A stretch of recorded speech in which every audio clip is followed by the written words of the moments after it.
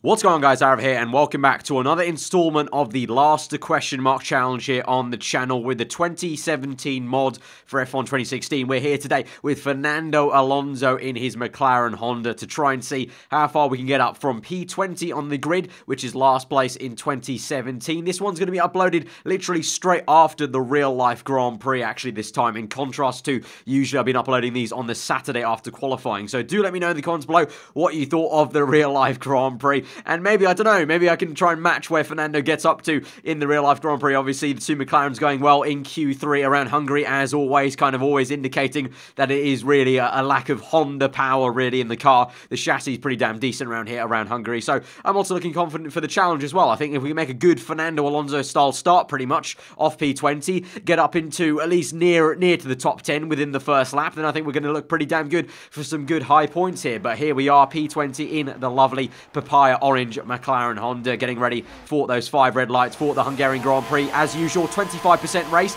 to add that extra challenge, so we don't have a lot of laps to actually do this, but 5 red lights will go out there for the Hungarian Grand Prix from P20 on the grid. How far can we get up the grid? Let's see. So we go towards turn 1, long run for us, but it gives us time, though, to kind of pick out where we're going to go, try and choose our line here. Looks like there's going to be a bit of a space between Palmer and Ericsson, the middle of the Renault and the Sauber. You can see Hulkenberg tries to go around the outside of Magnussen. We just about squeezed through there, so good turn 1 for us, up into P17 already there. Can we go around the outside some of these cars? We can see Vandoorne trying to defend from that is Carlos Sainz in the Toro Rosso. We're going to hang it around the outside of the Dane in the Haas car. Maybe nip it down the inside of Hulkenberg. Not quite there. But Vandoorne there's lost a lot of momentum. He's been squeezed out by Carlos Sainz, so he's going to have to go side by side with Hulkenberg as we go side by side momentarily with Magnussen, where we nip it down the inside of Hulkenberg, around the outside of our teammate there. A little bit of contact made. He's going to squeeze us onto the curbing there. So for now, he keeps P14, but we're going to try and hang it around the outside. We're going to be very, very close into this chicane, but we do get it down the inside. And so now we have a lot of clean air to try and catch up to the cars ahead of us, which is Carlos Sainz on that train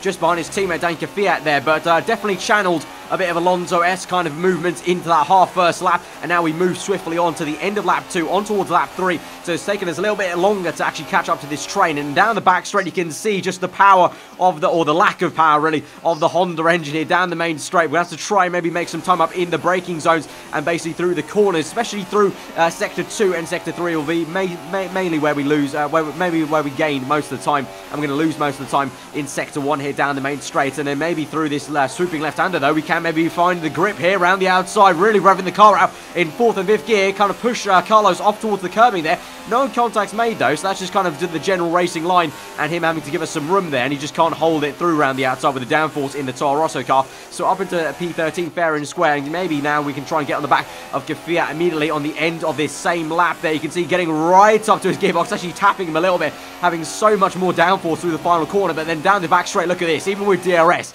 Kvyat just gets away from us down this main straight. So now we'll have to maybe try a bit of a dive bomb here, maybe Ricciardo 2014-esque dive bomb down the inside. Hopefully don't do the same thing Ricciardo came to wars with in 2014 and 2015 into turn 1, and we don't do so. So Kvyat goes round the outside and get us back, but can we try now dive it down the inside there? Very, very close stuff with the Russian driver, but we're up into P12 now, and it's only lap 4, so we are really making very good progress, and I definitely think points are on the cards. Just about actually where we will end up in the points, maybe you can pause the video right now and let me know in the comments below where you think we'll get up to. I think we could probably be good on for at least P8, I would say, which is where Fernando qualified in the real-life Grand Prix, at least, so that may be very good, at least to try and get. So we're following Massa now, who seems to be struggling a little bit with dirty air behind what is, I think that's Esteban Ocon in the Force India, and then ahead of him is Lance Stroll there, but Massa caught napping a little bit, so we're going to go down the inside right now, side by side. First gear momentarily there, because I need to give Massa the room, and oh god, a little bit of contact made there with Fernando's former teammate from the Ferrari days. So a little bit of wars there. Hamilton says fast out of the Grand Prix, no surprise there, or I guess kind of a surprise from the real-life Grand Prix, where at least in qualifying the Mercedes didn't look too lightning fast. It's kind of awkward here in this commentary, because I'm recording this commentary before the real-life Grand Prix happened, but then it's being uploaded after the race. So at this point in time, I don't know if Hamilton did well in the Grand Prix or not. You guys will obviously know by now in the comments, but we dive it down the inside of Massa with DRS, and that's actually a pretty damn nice move there to make that work. Massa does come back at us though, so we have to try and hang it once again around this outside, around this corner. We've been working and doing absolute bits around that left hander there. Actually, we can find a lot of damn good grip in 4th and 5th gear. So we're up into 8th place now, so matching Alonso's qualifying position. So now can we try and overtake Ocon and Stroll? Maybe hopefully find a pass around these two a little bit easier than we did against Felipe as we now close up to Esteban. Can we try and make a move once again in his place? This time much more diving move than we did on Massa, and we get it cleanly done on the exit, and we're up into P7 already, so no kind of fighting there with Ocon. So now can we try and get on Felipe's teammate Lance Stroll and try and overtake him, and he finds himself in a very lofty position at the moment of P3 as we moved on to lap 7 now. Obviously the front runners have already made their pit stops now in this 25% race, so we're going a little bit longer. We go round the outside. It's a lovely move there on Lance Stroll round the outside, found the grip, and now we're up into P3 as we cross the line now on towards lap 8. You can see on the mini-map we've got Vettel and we've got Hamilton into the pit, so we're into P1 now, so not where Fernando usually finds himself. I don't know. This may be a scenario we see in the real-life Grand Prix that we've just witnessed. Maybe Fernando will go a little bit longer on one of the set of tyres and finds himself leading the Grand Prix just for the banter. I mean, we know Alonso did do the same thing at Silverstone, if you remember, at the British Grand Prix in Q1. He didn't really need to necessarily go out there and smash the lap time, but he did just to get P1. And, you know, his engineer came on and said P1. It's not something he's been too used to, unfortunately, in the previous years of F1. So we just went out in P1. We stayed out for quite a fair few laps, actually. You can see on the top right, you can just about pick out, it's lap 10 already. So we went quite a fair way on the super softs. To say now we're going onto a set of soft tyres, so technically the tyre that should be going longer will be going on less laps on these soft tyres than we did on the super softs, because obviously with the mod as well, it's the same mod I used in the 2017 mod career. The tyres don't really wear out too much, so you can go quite long, especially on a 25% race.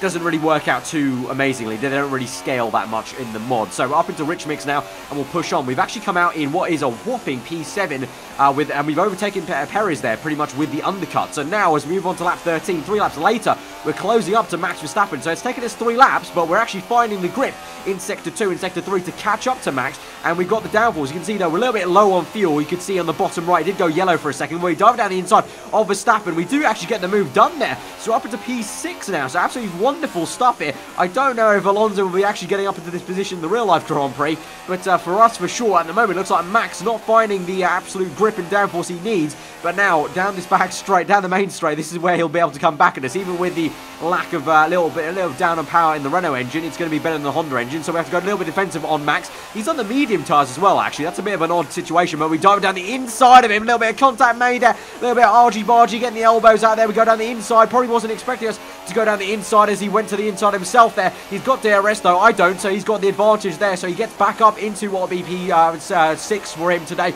We go around the outside, trying to find the pace, but unlike the other cars, he's got the downforce to not let us overtake him around the outside there. So now we move on through Sector 2 to the end of Sector 2 into Sector 3. Once again, same place as last time. This time we go side by side, unable to make the pass, but it may work out for us because we go side by side. Can we try and hang it around the outside the final second last corner here as Hamilton tests another pass after the Grand Prix. Verstappen gets very close. He's shoved us onto the curbing. We go side by side into the last corner. He's got the grip though this time around, but we've got DRS this time. So can we try and maybe get enough speed down the main straight? Doesn't look like it. Nope, that's a very hard no on that. Look how much he's gained on us just out of that final corner. That is actually ridiculous. So now we come into turn 1. We're going to have a second bite of the cherry on DRS, but I don't think it's going to be any use. We'll have to kind of maybe wait till Sector 2 and Sector 3 to once again find the downforce and grip in the McLaren to try and maybe make a last-ditch effort. We've only got 2 laps left in this Grand Prix after this one, so not long left to try and get what would be absolutely brilliant P6 in the challenge. Remember, the last time I tried this challenge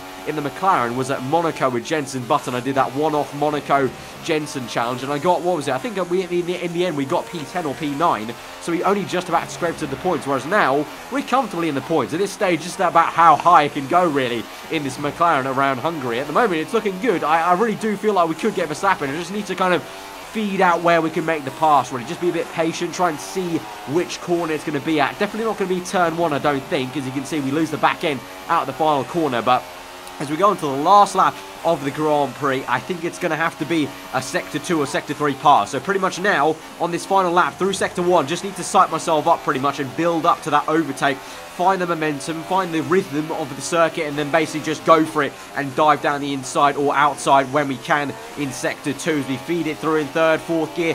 closing up to Verstappen even more through that left-hander. And then as we go up into this blind left-hander at the end of Sector 1, you can see we're going to gain a lot of time here. We've gone purple in that first sector, actually, so very, very good lap time here so far. And here we go, trying to feed around the outside, third gear, very, very close to his left rear tyre, but here we go, we can go for it. He's gone defensive, we go round the outside, and down the gears, really, really close stuff there, and we just about squeeze him out, and we are up into P6 of the Hungarian Grand Prix, and that's going to be a pretty damn awesome place to be, because I think that's where we're going to end it up, because you can see there's definitely no cars ahead of us, and I don't think Max is actually going to come back in this, because we've done very well. The amount we squeezed them out there, obviously that's a very, very awkward place to make an overtake, so tight through that chicane, so I think we've done that. So Lewis Hamilton wins this Grand Prix. I obviously, as I said, it's awkward that I'm recording the commentary ahead of the real-life Grand Prix, but I highly doubt Hamilton's going to be winning this one, in my opinion. I may have just jinxed it, and if I have, you can tell me in the comments below that I have. But we're going to come through for P6 at the Hungarian Grand Prix. Pretty decent effort. I think we've actually run out of fuel in very Honda-esque style there. But anyway, that's been a good challenge for us.